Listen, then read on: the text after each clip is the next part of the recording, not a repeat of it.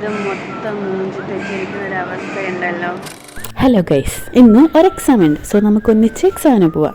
അങ്ങനെ റെഡിയായി ഓടിപ്പിടിച്ച് railway station എത്തിയപ്പോഴാണ് നഗ്ന സത്യം ഞാൻ മനസ്സിലാക്കുന്നത്, ട്രെയിൻ മിസ്സായിരിക്കും. I know everything has a solution, but first I need to cry. Train മിസ്സാവാൻ 2 റീസൺസ് ഉണ്ട്. ഒന്ന്, നല്ല ട്രാഫിക് ബ്ലോക്ക് ആയിരുന്നു. പിന്നെ എനിക്ക് പാർക്കിംഗ് കിട്ടിയില്ല. 2, ഞാൻ നേരത്തെ ഇറങ്ങിയില്ല. പിന്നെ 2 കൽപ്പിച്ച് അടുത്ത ട്രെയിനിൽ കയറി. കൊല്ലത്ത് വെച്ചാൽ നമുക്ക് എക്സാം. പിന്നെ ആകെ ടെൻഷൻ അടിച്ചിരിക്കുകയായിരുന്നു. 12:15 gate closing time. 12 മണി കഴിഞ്ഞു ആക്ച്വലി നമ്മൾ കൊല്ലത്ത് എത്തിയപ്പോൾ. പിന്നെ എക്സാം സെന്ററിലേക്ക് ഒരു 20 മിനിറ്റ്സ് ഉണ്ട്. വെറുതെ പോകണ്ടെന്ന് കരുതി കുറേ നേരം റെയിൽവേ സ്റ്റേഷനിൽ തന്നെ ശോകം അടിച്ചിരുന്നു. കഴിഞ്ഞ 2 പ്രിലിംസ് പൊട്ടി.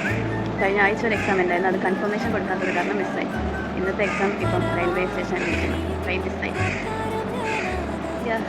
എല്ലാ കോമ്പറ്റേറ്റീവ് എക്സാം ഫീൽഡിലുള്ളവർക്കും ഈ ഒരു അവസ്ഥ മനസ്സിലാക്കുമെന്ന് ഞാൻ വിശ്വസിക്കുന്നു. എല്ലാം സഹിക്കാം, പക്ഷെ വീട്ടുകാരുടെ ചീത്തവിളി അതാണ് ഭയങ്കര ഡിപ്രഷൻ ആക്കിയത്. അവർ ചോദിക്കുന്ന ട്രിപ്പ് പോകാൻ നേരം ഭയങ്കര കൃത്യനിഷ്ഠയാണല്ലോ എന്നാണ്. ശരിയാണ്. പിന്നെ കൊല്ലത്തൊരു സ്പെഷ്യൽ പേഴ്സൺ ഉണ്ട്, ആളെ കാണാൻ പോകാമെന്ന് വിചാരിച്ചു. ഞാൻ ഇതുവരെ ആളെ കണ്ടിട്ടില്ല, ഫസ്റ്റ് ടൈം കാണാൻ പോവാണ്. എന്തെങ്കിലും ഗിഫ്റ്റ് വാങ്ങണം. എനിക്ക് ആക്ച്വലി അവിടെ ഒന്നും ഇഷ്ടപ്പെട്ടില്ല. പിന്നെ എന്തെങ്കിലും വാങ്ങണ്ടെന്ന് വിചാരിച്ച് ഞാൻ ഇഷ്ടപ്പെട്ട സാധനം പിന്നെ ഇഷ്ടപ്പെട്ട് വാങ്ങിച്ചു. അങ്ങനെ ഇതാണ് നമ്മുടെ സ്പെഷ്യൽ പേഴ്സൺ. ഞങ്ങളുടെ ഫസ്റ്റ് മീറ്റ് ആയിരുന്നു. കണ്ടപ്പോൾ തന്നെ സ്പാർക്ക് അടിച്ച്. അവൻ നോക്കുക, ഏതാ ഈ തള്ളച്ചി. ഹോസ്റ്റലിൽ വെച്ചിട്ട് എൻ്റെ ഫേവറേറ്റ് സ്പോട്ടായിരുന്നു ഗ്രീഡ വയർ. അതേ വയറ്റിന്ന് ഒരു ജീവൻ വന്നു എന്ന് പറയുമ്പോൾ ആ ഒരു ഫീല്.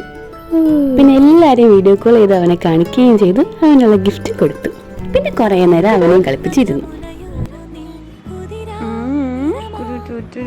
അന്ന് കല്യാണത്തിന് വന്ന് ബെഡ് ഓക്കെ ആണോന്ന് ചെക്ക് ചെയ്തിട്ട് പോയതാ ഞങ്ങൾ. ബെഡ് പെർഫെക്റ്റ് ആണ്.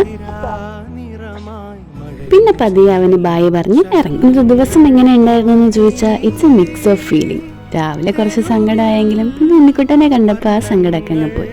പിന്നെ വണ്ടി എടുത്ത് നേരെ ശംഖുമുഖത്ത്. സങ്കടം മാറാൻ ഒരു മോമോസും വാങ്ങിക്കഴിച്ച് സൺസെറ്റും കണ്ടങ്ങിയിരുന്നു. പണ്ടൊരു ഫ്രണ്ട് പറഞ്ഞു തന്നതാ, സങ്കടം വരുമ്പം നല്ല ഫുഡ് കഴിച്ചാൽ മതിയെന്ന്.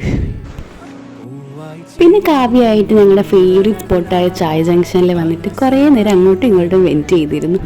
So overall actually it was a good day. So by.